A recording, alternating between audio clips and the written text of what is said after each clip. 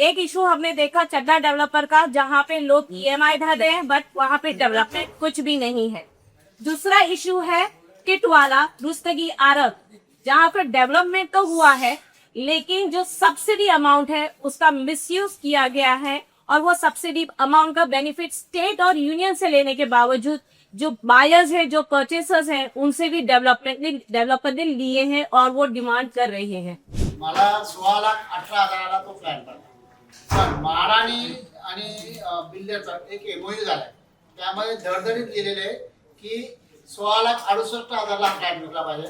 त्यामधले 2-2.5 लाख रुपये पीएमवाय चे म्हणजे महाराष्ट्र स्टेट गव्हर्नमेंट आणि राज्य सरकार हे त्याला 2.5 लाख रुपये देणार, त्या ते वगळून 16,68 मधून 2.5 लाख वगळून मला 14,18ला फ्लॅट पडला पाहिजे।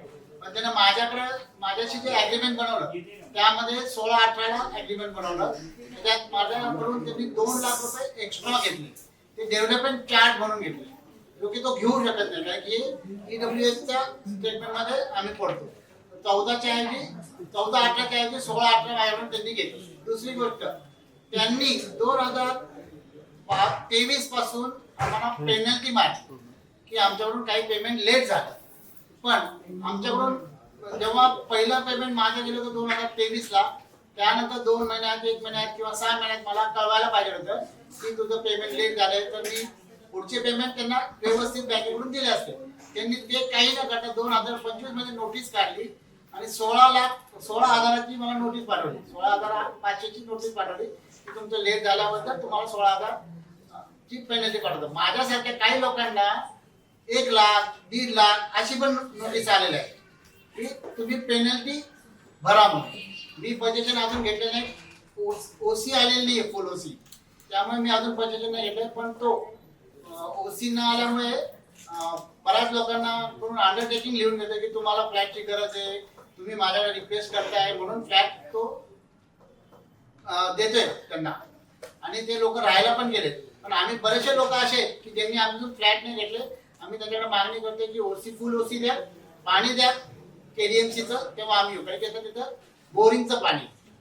एक एमओयू एंटर हुआ था between MHADA and the developer, उसमें क्लियरली मेंशन है कि एक कैप अमाउंट फिक्स की गई थी ईडब्ल्यूएस स्कीम के अंदर कि आप इनसे इतना ही अमाउंट ले सकते हैं। That cap amount was 16,68,000 for each unit, जिसमें से आपको सब्सिडी माइनस करके that is 2.5 lakh for each unit, वो होता है टोटल अमाउंट हमारा 14 lakh rupees, 14.18 lakh rupees for each unit. ये ना लेते हुए उन्होंने 16 लाख प्लस अमाउंट डिमांड किया, किसी से 16,68,000 रुपए लिए, किसी से 17 लाख रुपए लिए, किसी से 17,99,000 रुपीज डिमांड किए। डेवलपमेंट नहीं हुआ टाइम पे, पेनल्टी चार्जेस भी वो मांग रहे हैं। इसका क्लियर मीनिंग है कि वो मिसयूज ऑफ पावर कर रहे हैं जो उनको दिया गया है under a very well known scheme of PMAY. The vision of prime minister with the state and union का वो मिसयूज कर रहे हैं, जिसके खिलाफ हमने कंप्लेन भी की थी। वो कंप्लेन हमारी गई थी chief vigilance security officer MHADA, उनकी ऑब्जर्वेशन है 13/1/2026 को, जिसमें उन्होंने डायरेक्ट दिया chief officer Konkan housing and area development board Mumbai, स्टेटिंग clearly that कि अगर यहाँ पे डेवलपर ने किसी से भी 14,18,000 से ज्यादा पैसे लिए हैं तो उनके अगेंस्ट चीटिंग की एफआईआर की जाए। और ये एक घर का इशू नहीं है, यहाँ पे मोर देन 600 यूनिट्स ऐसे पास किए गए हैं स्कीम के अंदर। तो ये जो घोटाला, it is more than 15 to 16 CR taking the undue advantage of the scheme and the benefit in their pocket, which has to be gone to the end users, that is the citizens of India under the scheme. Hence the MFOWA is supporting them, and we are becoming their voice and drawn to bring into the notice that such irregularities should be taken into consideration by the state authorities like Mahara and RERA, and pure action should be taken against such developers. Willingness of governance, जो शासक है उनकी अगर तीव्र इच्छा हो तो ये दे सकते। इनको जेल में डालना, इनके ऊपर एफआईआर करना ये हल नहीं है। हल ये है कि इनका जो ऑब्जेक्ट के लिए उन्होंने पैसा इन्वेस्ट किया है उनको इंश्योर करना, उनको सिक्योर करके, उनको प्रोटेक्ट करके, उनको उनके हक का घर दिलवाना, ये हाउसिंग डिपार्टमेंट का काम। हाउसिंग डिपार्टमेंट इसको रेगुलेट करता है, कंट्रोल करता है। तो हमारी मांग ये है कि हाउसिंग डिपार्टमेंट इसकी जिम्मेदारी लेके वो कोऑर्डिनेटिव एकोमोडेशन दे, उनके ऊपर एफआईआर होना वो क्रिमिनल एक्शन हो। But what about the civil right? The civil right we want their right of the accommodation, right of the state. सरकारी अधिकारी अपना नोटिंग और अपना डॉक्यूमेंट रख के सिर्फ निग्लेक्ट करते। ऑन डॉक्यूमेंट सरकारी अधिकारी अपना अपना एक लेटर देते रहते, रिमाइंडर देते रहते। अभी जैसे बात किया इन्होंने, वो रायकर मैडम ने और राठौड़ जी ने जब कंप्लेंट किया कि जो फ्रेम है, फ्रेम से ज्यादा पैसा मांग रहे डेवलपर बिल्डर, जब पोजेशन का टाइम आ रहा है तो लोगों को आप ज्यादा पैसा मांग रहे हो, तो ये मिस अप्रोप्रिएशन ऑफ फंड हो गया, उसका मिसयूज भी हो गया। लेकिन जब इन्होंने शिकायत की, शिकायत के बाद एक मीटिंग लिया, not a hearing, that was just a meeting. Meeting लेने के बाद मीटिंग में उन्होंने एक नोटिंग तैयार करके रखा।